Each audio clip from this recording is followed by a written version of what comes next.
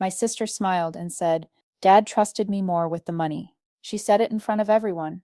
Our aunt, our uncle, the estate attorney, even the notary who had driven 40 minutes from Columbus to be there that Tuesday morning. I didn't argue. I didn't raise my voice. I just listened, because I had been listening my entire life to her, to them, to the story everyone agreed on before I ever got a chance to speak. But when the trust documents were finally reviewed out loud, and a missing detail was mentioned, every eye in that room slowly turned away from her, and toward me. That was the moment I realized something I should have understood years ago. Silence is not the same as weakness. Sometimes silence is just patience wearing a quiet face. My name is Eleanor. Most people call me Ellie. I am 31 years old, and I live in a small two-bedroom house about 20 minutes outside of Columbus, Ohio. I work as a compliance analyst for a regional insurance company. I drive a 9-year-old Honda Civic. I do not go to parties. I do not post on social media. I have lived most of my adult life the same way I lived my childhood. Invisible. Not by accident, by survival. And what I am about to tell you is not a story of revenge. It is not a story of anger. It is not a story of anger. It is simply a story of what happens when a quiet woman stops protecting the lie that held her family together. Before I go any further, let me know where you are watching from. Drop it in the comments. I am curious who is listening to this today. Now let me take you back. My father's name was Richard David Brennan. He was a machinist for 34 years at a plant just outside Springfield. He retired at 62. He was diagnosed with early onset vascular dementia at 65, and he died 17 days after his 71st birthday in the same house he had lived in for almost 40 years. I was there when he forgot my name for the first time. I was there when he stopped recognizing the hallway to his own bedroom. I was there every single night for the last 2 years and 3 months of his life, sleeping on a twin mattress I bought from a thrift store because I could not afford anything else at the time. My sister Corinne was not there. She lived 45 minutes away in a new construction subdivision with her husband Derek and their 2 kids. She visited once a month, sometimes less. She always had reasons. The kids had school. Derek had a work trip. Traffic was terrible. And every time she left, my father would sit in his recliner and stare at the door for a long time. He never said anything about it, but I knew. I always knew. What I did not know was that during those final months, while I was helping him bathe and feeding him soft foods and waking up at 2 in the morning to stop him from wandering outside, my sister had been making visits of her own, not to the house, to the attorney's office. Our father had created a family trust in 2012. It was simple and clear. The house, his savings account, a small investment portfolio, and a life insurance policy were all to be divided equally between Corinne and me, 50-50. No conditions, no complications. That was the original document. What I did not know until much later was that a second version of the trust had been drafted in 2021, just 7 months before he died. In that version, Corinne was named the sole trustee. She was given full control of the house, full control of the accounts, and my share had been reduced to a fixed sum of $12,000 with no claim to anything else. When I first heard about this, I almost believed it was real. I almost believed that my father had looked at everything I had done, every sleepless night, every mess I cleaned, every moment I held his hand while he cried, because he could not remember my mother's face, and decided that none of it mattered, that Corinne was the one he trusted, that I was an afterthought. And I will be honest with you. There was a night, about 3 weeks after the funeral, when I sat in my car outside my apartment and seriously considered just walking away from all of it. No fight, no questions, no lawyers, just silence. Because that is what I had always done. That is what everyone expected. But something stopped me. Not anger, not even grief. It was a memory. I remembered sitting beside my father one evening about 8 months before he passed. He was having a clear night. One of those rare windows where the fog lifted and he sounded like himself again. He looked at me and said, "Ellie, I know I forget things, but I will never forget that you stayed." That was it. I will never forget that you stayed. And I realized that if I walked away, I would be betraying his memory more than Corinne ever could. So I stayed. One more time. The trust review meeting was scheduled for a Tuesday in late October. It had taken almost 4 months of back and forth to get everyone in the same room. Corinne had delayed twice. once for a vacation, once for a scheduling conflict that I am still not sure was real. But eventually the date was set. We met at the law office of Gregory Tatum and Associates in a small conference room that smelled like old paper and burnt coffee. Present were myself, Corinne, Aunt Maureen, who was our mother's sister, Uncle Vin, who was our father's brother, and the attorney Gregory Tatum himself. There was also a notary named Susan, who had been brought in to verify certain documents. Corinne arrived 15 minutes late. She walked in wearing a cream-colored blazer and gold earrings. She smiled at everyone the way she always did, warm and effortless. She hugged Aunt Maureen. She shook hands with the attorney. She looked at me for exactly 1 second and said, "Hey, Ellie." That was all. We sat down. The attorney opened a leather folder and began reading through the trust. At first, it was all standard language. Definitions, appointments, legal structure. And then he reached the section on asset distribution. He read aloud that Corinne Brennan Marshall had been named sole trustee and primary beneficiary, and that I, Eleanor Brennan, would receive a one-time fixed disbursement of $12,000. Corinne nodded along, like this was obvious, like this was simply what our father wanted. And then she looked at me and said, "Dad trusted me more with the money. He always said I was better with finances." I did not respond. I just watched her. She kept talking about how she had helped Dad manage his accounts before, about how she had offered to take over his bills when his memory started slipping, about how he had specifically asked her to handle things. And no one interrupted her, because no one ever did. But then the notary, Susan, flipped to a page near the back of the document. She squinted at something. Then she looked at the attorney. "Mr. Tatum, I need to flag something." The room went quiet. Susan pointed at the signature page, at the line where my father had supposedly signed the amended trust in 2021. "This notarization is dated March 14th, 2021. The attorney nodded. "Correct." Susan shook her head slowly. "I pulled the original notary log this morning from the state archive, just as a standard cross-check. There is no record of this document being notarized on that date. In fact, the notary listed here, a Jeremiah Holt, had his commission suspended in February of 2021, a full month before this was supposedly signed." The silence that followed was thick enough to touch.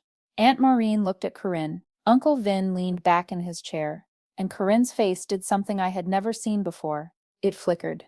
Just for a second, just long enough for the mask to slip, and then she smiled again, softer this time, and said, "There must be some kind of mistake.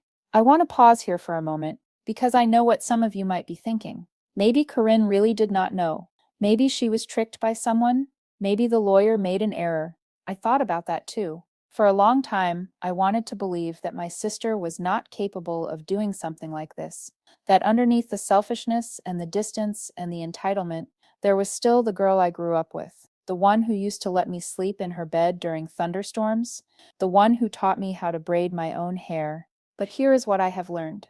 People can be both. They can carry love and betrayal in the same hands. They can smile at you over breakfast and forge your father's signature by nightfall. And the hardest part is not realizing they did it. The hardest part is realizing they thought they would get away with it, because they were counting on you to stay quiet, like you always had before. The meeting did not end that day. Mr. Tatum immediately requested a recess. He said that if the notarization was invalid, the entire amended trust would need to be reviewed for potential fraud. Corinne tried to argue. She said the notary must have made a clerical error. She said her attorney at the time had handled everything. She said she had no idea there was an issue. But Mr. Tatum was not interested in excuses. He looked at her and said, very calmly, "Mrs. Marshall, I am obligated to report any irregularities in estate filings to the probate court. If this document was improperly notarized, it may be rendered void, and if it was knowingly falsified, that is a criminal matter." Corinne's face went pale. She turned to me, and for the first time in years, she looked at me like I was not invisible. "Ellie, you know I would never do something like this. You know me." I did not answer, because I did know her. That was exactly the problem. Over the next 6 weeks, everything unraveled. The probate court opened an investigation. The original 2012 trust was recovered from my father's safe deposit box, which Corinne had never mentioned existed. That document confirmed what I had always believed. 50-50, no trustee, no conditions. The amended 2021 trust was ruled invalid due to improper notarization and lack of witness verification. And when investigators pulled the bank records from my father's accounts, they found something else. 17 withdrawals totaling just under $94,000 made between January 2020 and October 2021, all authorized by Corinne under a power of attorney she had obtained during one of her monthly visits. My father had not known. He could not have known. By that point, he could barely remember what year it was. If you have ever watched someone you love be robbed of their own mind, you understand the kind of helplessness that comes with it. You understand how easy it would be for someone with access and opportunity to take advantage. Corinne had both, and she used them. I want to stop here and say something to those of you who are still watching. If any part of this story feels familiar to you, if you have ever been the one who stayed while someone else took, if you have ever been the quiet one who got passed over because you did not fight loud enough, I see you. And I want you to know that staying quiet does not mean staying powerless. Sometimes the truth does not need volume. It just needs an opening. Leave a comment and tell me if anything in this story has hit close to home. I read all of them. Now let me tell you how this ends. In early January, the probate court issued its final ruling. The 2021 amended trust was declared void in its entirety. The 2012 original trust was reinstated. All remaining assets from my father's estate, including the house, the savings account, and the investment portfolio, were to be divided equally between Corinne and me, minus any amounts already withdrawn without authorization. Because Corinne had already taken nearly $94,000 from the accounts, her share was reduced by that exact amount, which meant, when the final math was done, she received almost nothing. I received the house. I received the full savings balance, and I received a formal letter from the court acknowledging that I had been wrongfully excluded from the original trust distribution and that the amended version had been obtained through procedural fraud. Corinne was not charged criminally. The district attorney declined to prosecute, citing insufficient evidence of intent. But the civil consequences were enough. She lost her claim to the estate, she lost her standing in the family, and she lost something else.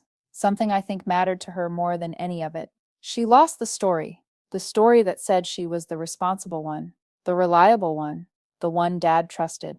That story is gone now. And everyone knows the truth. I moved into my father's house 3 months ago. It still smells like him, like sawdust and old books and that cheap cologne he wore every Sunday for church. I have not changed much. I kept his recliner in the living room. I kept his coffee mug on the kitchen counter. I kept the photo of him and my mother on their wedding day, the one that sat on his nightstand until the very end. Sometimes I sit in the living room at night and I talk to him. Not out loud, just in my head. I tell him what happened. I tell him that the truth came out. I tell him that I did not walk away. I stayed. One more time. Corinne has not spoken to me since the ruling. She blocked my number. She unfriended me on every platform. She told Aunt Maureen that I had destroyed the family. Aunt Maureen told her the truth destroyed itself. I do not know what will happen between us. Maybe nothing. Maybe years from now we will sit across from each other again and try to find something worth saving. But I am not waiting for that. I am not waiting for her apology. I am not waiting for anyone to tell me I did the right thing. I already know. There is one more thing I want to say before I finish. On the morning of that trust review meeting, before I drove to the attorney's office, I sat in my car for almost 20 minutes. I had the original 2012 trust in my bag. I had printed a copy of the notary suspension record I had found online the week before. I had done my research.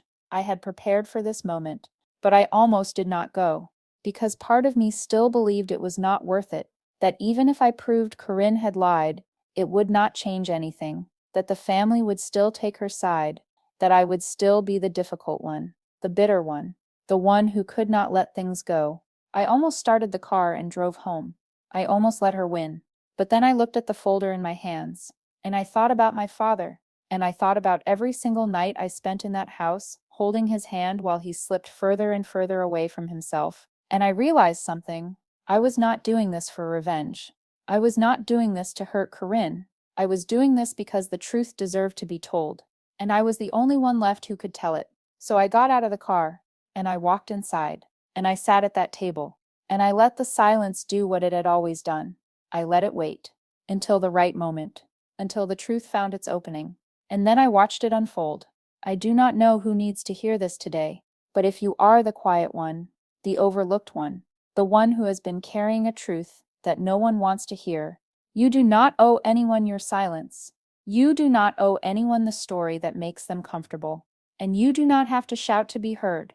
Sometimes you just have to stay long enough for the truth to find its way into the room.